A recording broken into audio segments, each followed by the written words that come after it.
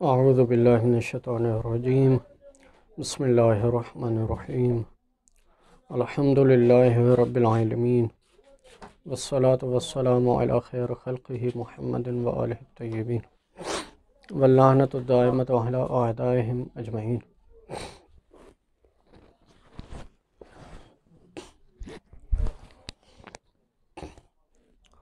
الموجز فی الاصول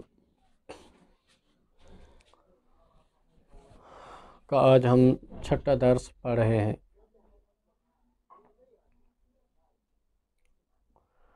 کل ہم نے پڑھا تھا حقیقت اور مجاز کے متعلق اس کی تعریفیں، مشہور کی تعریف اس کے مقابل میں جو تعریف تھی وہ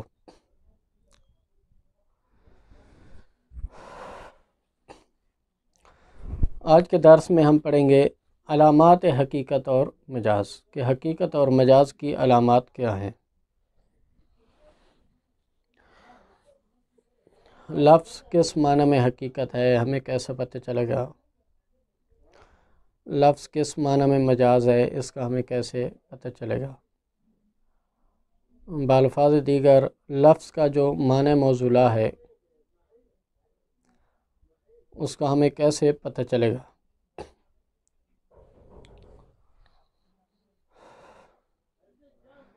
یا یہ ہے کہ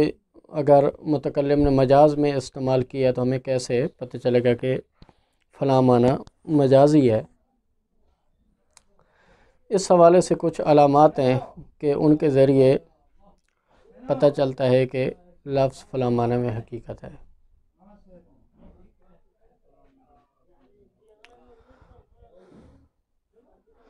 ان میں سے پہلی علامت ہے تبادر۔ تبادر کا مطلب ہے کہ لفظ کو فقط سنتے ہی ذہن میں جو معنی آتا ہے سب سے پہلے، یعنی ذہن انصباغ کرتا ہے جس معنی کی طرف مجرد لفظ کو سننے سے ہی، تو اس کو تبادر کہیں گے۔ البتہ یہاں پر انصباغ ذہن الی المعنی اور ذہن کا معنی کی طرف انصباغ کرنا لفظ کو سنتے ہی، یہ کسی قرینہ حالیہ یا مقالیہ کی وجہ سے نہ ہو، بلکہ من نفس اللفظ، خود لفظ سے، یہ شرط ہے، من نفس اللفظ، خود لفظ سے، جیسے ہی لفظ سنے تو خود لفظ سے ہی معنی ذہن میں آ رہا ہو اور ذہن کسی معنی کی طرف جا رہا ہو، یہ تبادر ہے۔ لیکن اگر وہاں پر کوئی قرینہ موجود ہو حالیہ یا مقالیہ اور اس کے تحت ذہن اگر کسی معنی کی طرف جائے تو یہ تبادر نہیں ہوگا، اس کو تبادر نہیں کہیں گے۔ اب اس کی کیا دلیل ہے کہ یہ تبادر حقیقت کی علامت ہے، یعنی تبادر سے کیسے یہ حقیقت کی علامت ہے؟ تو مصنف فرماتے ہیں کہ کیونکہ جیسے ہی ہم نے لفظ سنا، من نفس اللفظ، ہمارا ذہن ایک معنی کی طرف جا رہا ہے، تو اس کی دو ہی وجہ ہو سکتی ہیں،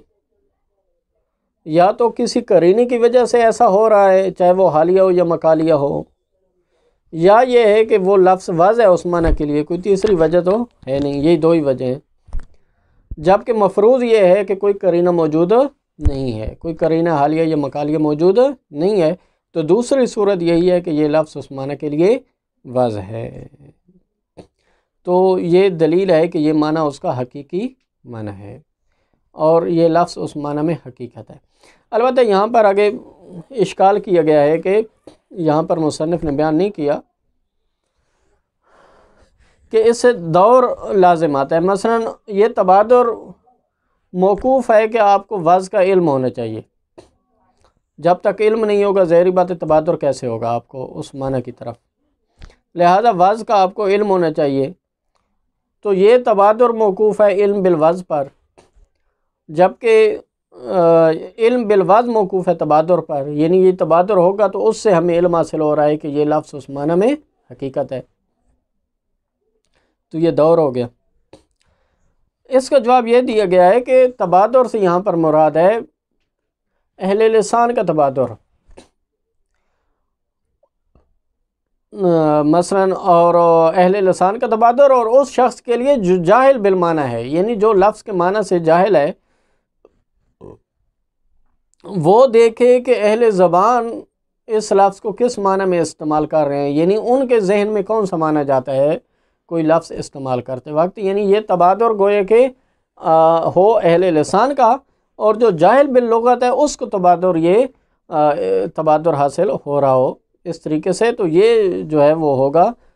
اس سے یہ دور اصلاً منتفی ہو جاتا ہے کہ دور لازم نہیں آ رہا۔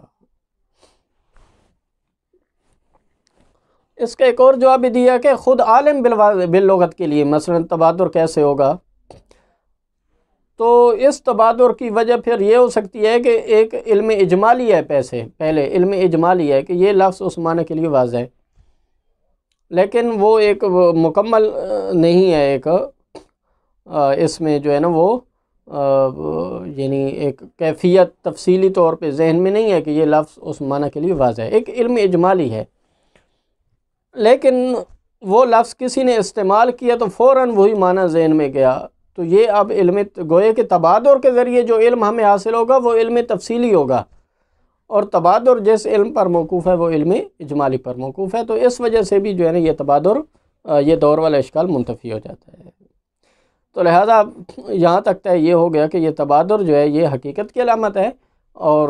اس معنی میں حقیقت ہے جس معنی میں تبادر ہو رہا ہے۔ دوسری علامت ہے صحت الحمل والسلب۔ اس کا مطلب یہ ہے کہ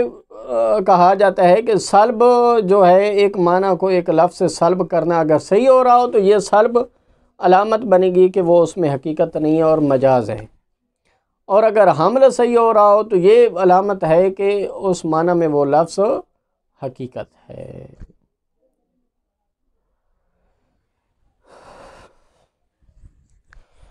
اس کی ترکیب اس طرح ہے کہ وہ لفظ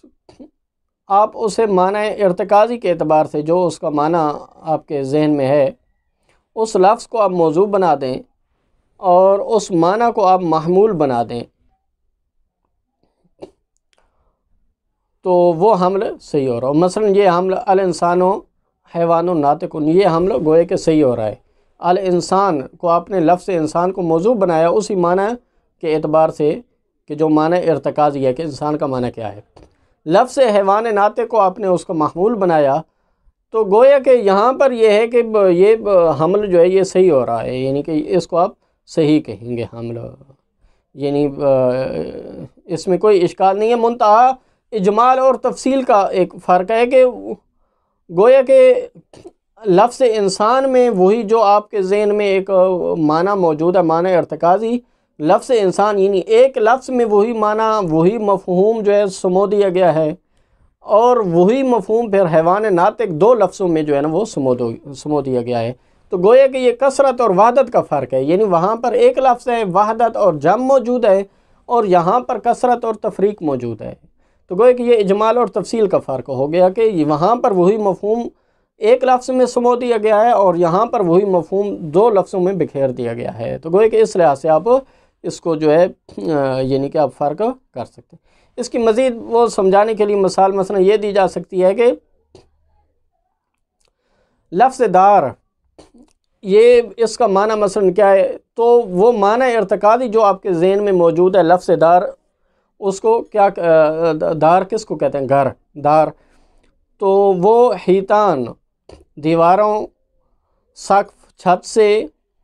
اور جو ہے آپ مثلا اس میں کہہ دیں گے کہ مساحہ صحن، یعنی گویا کہ ان کم از کم ان تین چیزوں پر مشتمل ہو تو اس کو کہتے ہیں کہ یہ جو ہے نا یہ گھر ہے، یعنی اس کو دار آپ کہیں گے۔ تو اسی معنی ارتکازی کے اعتبار سے آپ لفظ دار کو موضوع بنائیں اور آپ مثلا کہیں کہ الدار حیطان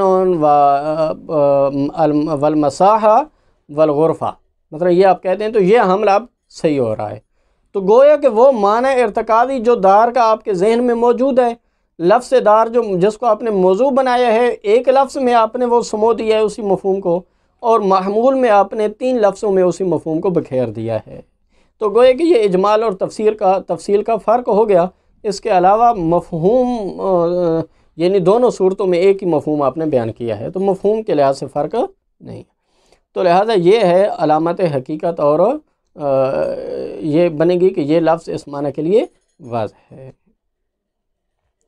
تو اس حمل کو کہتے ہیں حمل ذاتی اولی، یعنی جہاں پر فرق صرف اجمال اور تفصیل کا ہو، اور وَإِلَّا وگرنہ یعنی کہ دونوں محمول میں جو لفظ ہے یا موضوع میں جو لفظ ہے ایک ہی مفہوم آپ بیان کریں،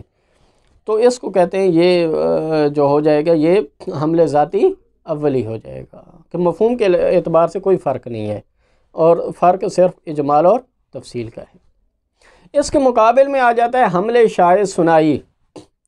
حمل شائع ثنائی کا مطلب یہ ہوتا ہے کہ وہاں پر مفہوم کے لحاظ سے تغیر موجود ہوتا ہے، اور مصداق کے لحاظ سے اور وجود کے لحاظ سے ان میں اتحاد ہوتا ہے حمل شائع ثنائی میں۔ جیسے مثلا آپ کہیں زید عالم، زید عالم ہے، اب یہاں پر زید کا مفہوم اور ہے، عالم کا مفہوم اور ہے۔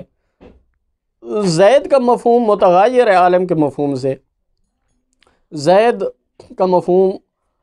اور ہے کہ جو اس کی شخصی خصوصیات اور اس کا جو وجود ہے، جوہری وجود، اس کو دیکھ کر اس کا مفہوم جو ہے وہ آپ کے سامنے آئے گا، جبکہ عالم کہتے ہیں من لہ العلم، لیکن یہاں وجود کے اعتبار سے دونوں میں اتحاد ہے۔ تو لہٰذا یہاں پر یہ ہے کہ اس کو کہتے ہیں حمل شائع ثنائی۔ اس کے حمل شائع ہونے کی وجہ اب یہ ہے کہ شائع اس کو اس لیے کہتے ہیں کہ یہ مشہور ہے، یعنی یہ حمل پہلے حمل کی نسبت زیادہ یعنی استعمال ہونے والا جو ہے نا یہ حمل ہے، کیونکہ حمل ذاتی اولی فقط حدود کے باب میں، تعریفات کے باب میں آپ اس کا آپ کا واسطہ یعنی کہ حمل ذاتی اولی کے ساتھ جو پڑے گا وہ حدود کے باب میں ہوگا،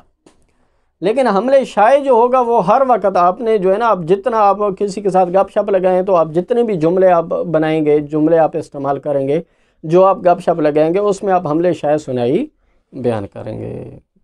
تو یہ حمل گوئے کہ مشہور ہے حمل شائع ثنائی کے، جہاں پر مفہوم کے لحاظ سے تغیر ہوتا ہے اور مصداق اور وجود کے لحاظ سے اتحاد ہوتا ہے، اور اس میں یہ ہے کہ جو موضوع ہوتا ہے وہ اس کا دائرہ تنگ ہوتا ہے، اور جو محمول ہے وہ عام ہوتا ہے، اس کا مفہوم عام ہوتا ہے، جیسے زید عالم، عالم کا مفہوم عام ہے اور زید کا مفہوم خاص ہے، تو لہذا یہ فرق ہو گیا۔ لیکن حمل شائع ثنائی جو ہے وہ اس کی علامت نہیں ہے حقیقت اور مجاز کی۔ مثلا زید عالم سے یہ نہیں ہے کہ لفظ زید عالم کے لیے واضح ہے، نہیں، کیونکہ جب ہم پہلے ہی کہہ رہے ہیں کہ مفہوم میں تغیر موجود ہے، تو لہذا یہ کیسے عالم کوئی زید کا معنی نہیں ہے، تو لہذا یہ حمل شائع ثنائی جو ہے وہ یہ یعنی حقیقت کی علامت نہیں ہے۔ ہاں زیادہ سے زیادہ یہ اس کی علامت ہے کہ جو موضوع ہے وہ محمول کے مصادیق میں سے ایک مصداق ہے، لہذا اس کی علامت ہے زیادہ سے زیادہ حمل شائع ثنائی، لیکن اس کی علامت نہیں ہے کہ یہی جو محمول ہے یہ اس کا معنی ہے، جو موضوع ہے اس کا معنی ہے، اس کی علامت نہیں ہے۔ الامر السادس، فرماتے ہیں علامات الحقیقت والمجاز۔ اذا استعمل المتکلم لفظا فی معنی معین، جب متکلم ایک لفظ کو استعمال کرے کسی معین معنی میں، فلو علم، اگر معلوم ہو جائے کہ انہ موضوع لا، کہ یہ لفظ موضوع لا ہے، جیسے کوئی بتا دے، مثلا بینہ قائم ہو جائے، کوئی بتا دے کہ یہ معنی جو ہے یہ موضوع لا ہے، سمی ھذا الاستعمال حقیقی، تو یہ استعمال حقیقی ہو جائے گا۔ وَأَمَّا إِذَا شُكَّ فِي الْمُسْتَعْمَلِ فِي، لیکن اگر مستعمل فی یعنی اس لفظ کو جس معنی میں استعمال کیا گیا ہے اس میں اگر شک ہو، وَأَنَّهُ هَلْ هُوَ الْمَوْضُوعُ لَا أَوْ لَا، اور شک اس میں ہو کہ آیا یہی معنی موضوع لا ہے یا معنی موضوع لا اس کے علاوہ کوئی اور ہے، فَهُنَاكَ عَلَامَاتٌ تُمَيِّزُ بِهَا الْحَقِيقَةَ عَنِ الْمَجَاز، تو یہاں پر کچھ علامات ہیں کہ اس شک کی صورت میں ان علامات کے ذریعے پہچان ہوتی ہے کہ حقیقت کیا ہے اور مجاز کیا ہے۔ التبادر، پہلی علامت ہے تبادر، ہوا انسباق المعنی الی الفہم،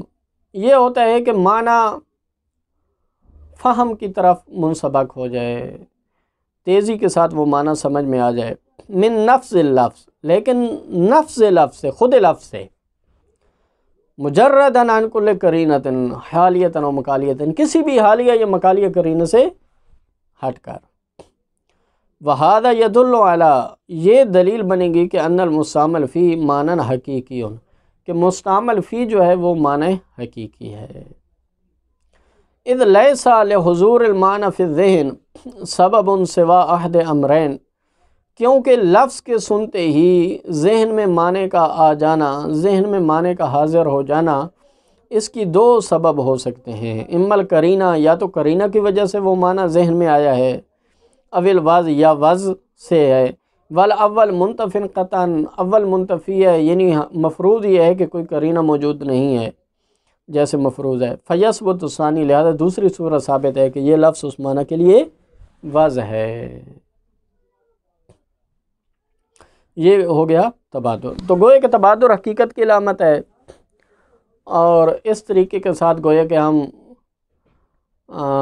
احکام شرعیہ کو ثابت کرنے کے لیے قرآن اور سنت میں جو الفاظ وارد ہوئے ہیں، اگر ان کا معنی کا ہمیں علم نہ ہو تو گویا کہ یہ ایک علامت ہے تبادر، اس کے ذریعے ہم ان الفاظ کے معنوں کو سمجھ سکتے ہیں۔ صحت الحمل و سلب، دوسری علامت ہے صحت حمل اور صحت سلب۔ صحت حمل حقیقت کی علامت ہے، اور صحت سلب مجاز کی علامت ہے۔ ان صحت الحمل دلیل علی ان الموضوع الوارد فی الکلام، مصنف فرماتے ہیں کہ حمل کا صحیح ہونا دلیل ہے کہ وہ موضوع کے جو وارد ہوا ہے کلام میں، قد وضع للمحمول، وہ محمول کے لیے وضع ہے۔ کما ان صحت السلب دلیل علی عدم وضعہ لہ، جیسا کہ سلب کا صحیح ہونا، یعنی محمول کو اگر آپ سلب کر رہے ہوں موضوع سے، مثلا کہیں کہ الانسان لیس حیوانا مفترسا، تو یہاں پر سلب صحیح ہو رہا ہے، یہ دلیل ہے کہ علی عدم وضعہ لہ، کہ یہ لفظ انسان حیوان مفترس جو ہے معنی اس کے لیے واضح نہیں ہے۔ توضیحہ، اس کی وضاحت فرماتے ہیں کہ ان الحمل علی قسمین، حمل کی دو قسمیں ہیں۔ الاول الحمل الاولی الذاتی، پہلا ہے حمل اولی ذاتی، وہو ما اذا کان المحمول نفس الموضوع مفہوما، حمل ذاتی اولی اسے کہتے ہیں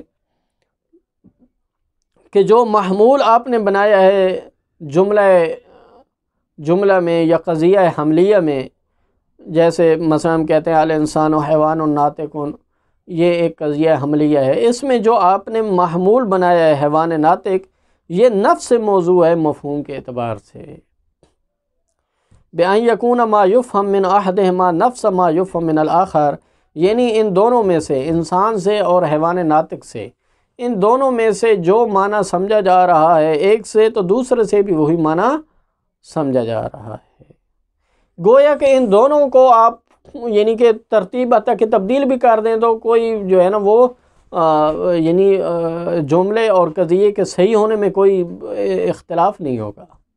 مثلا الانسان و حیوان و ناطق کہیں یا الحیوان و ناطق و انسان کہیں، لہذا کوئی بھی اس میں جو ہے نا وہ